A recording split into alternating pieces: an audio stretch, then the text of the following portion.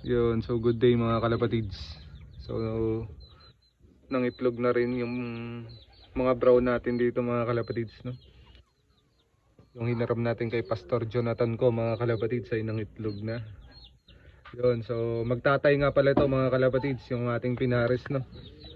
So sila na lang kagad yung pinagbangga natin dahil may plano ako sa magiging anak nila mga kalapatids, no? So kukuha tayo ng hen mga kalapatids para naman ipare sa kalahi nito mga kalapatids. So para hindi na ako maligaw sa linyada ng mga ibon na to mga kalapatids, no? So ang mga ibon na to mga kalapatids ay galing sa sikat na pansier dito sa Puerto Princesa, Palawan mga kalapatids, na nagcha-champion mga kalapatids, no?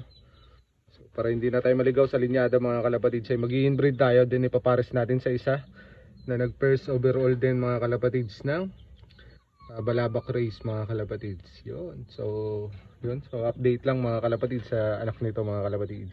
Bye.